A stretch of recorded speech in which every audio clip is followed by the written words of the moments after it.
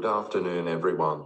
I am Otto Lana. I live in La Jolla, California, a beach community in San Diego. I use the pronouns he and him. I am a young Latin man with dreamy blue eyes, stylishly slicked back short brunette hair, and a smattering of sun-kissed freckles from my many hours at the beach. Thank you for allowing me to share my experience here at our consortium meeting. It is hard to think about inclusion without thinking about the barriers to inclusion. That is what makes us think of strategies to be included. That fact that we are excluded in the first place. All of us have horror stories from being excluded. Our work group was tasked with defining diversity, equity, inclusion, and accessibility, and each of these definitions were born out of experiences with barriers and opportunities or strategies to break down those barriers. I wanted to share my experience of transitioning from high school to college as an AAC user with significant and specific support needs. By the time I was a senior in high school, it had taken 15 years of advocating for access and support for communication tools in the academic setting. DEIA supported my requests for the specific communication supports and accommodations, as long as I framed it in a way that demonstrated the only way for me to access my curriculum was with these specific supports and accommodations in place, related to my communication needs. The wording of the requests had to be perfect. All my supports and my placement in an age-appropriate academic setting would be denied. I thought I had it all figured out. Then came college. I thought my old strategies would work, but there are no guarantees for college education. I was starting from square one.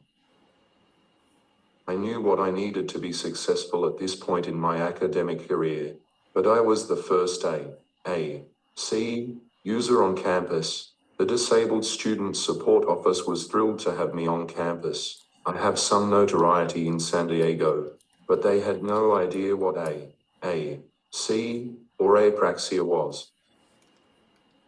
They didn't understand why I needed a note taker or support in general. If I type, using a text-based system to communicate, why couldn't I just type my class notes? The first class I enrolled in, I was denied the use of a note-taking app because the professor said he did not allow the use of AI in his classroom. I had no one in my circle of friends or family to seek advice on what to do. My two brothers' college experience was much different. They have oral fluency, so it was much easier to seek out accommodations for their dyslexia. Luckily for me, I was in a work group with the OGs of communication access and support. I reached out to the members of my work group to seek out advice, and there it was, AAC Peer Support in real time, organically grown out of opportunity and necessity.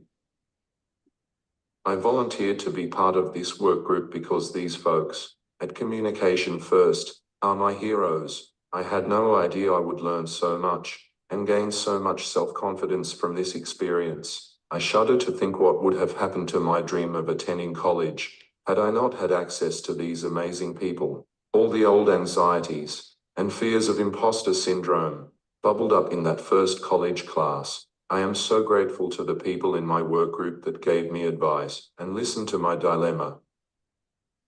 No one dared to say, college isn't for everyone, like some of my friends said when they gave up on their dreams to go to college. This is a real-life example of the benefit of AAC peer support. I know that this is difficult to quantify in a statistical analysis, or a cost-benefit analysis, or even a return on investment analysis, but can't we all agree from a humanistic standpoint that one person not trashing their dreams is a significant success to be celebrated?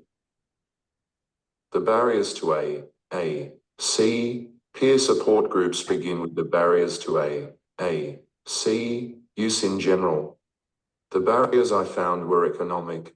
The funding for support staff in high school dried up with graduation. I am still working on funding. The barrier of the physical environment. My classroom is probably from the 1960s. The tiny desks attached to the hard plastic chairs do not give me the space to set up a voice output device, a stand, a Bluetooth keyboard, and forget about a second laptop or notebook to take notes in class. The barrier of ignorance or lack of knowledge, or misunderstanding. Why do you need a note taker if you can type? The barrier of my own psyche. Can I really do this? With such limited resources, am I the best use of the support to go to college? Will someone else do more with a college degree than I will? These barriers are all real. They are the bricks that form the walls that keep us, as AAC users out. Again, it was a blessing I found myself here among these AAC warriors. Of course I deserve to be here. I had the opportunity to watch an AAC user defend his dissertation for his PhD.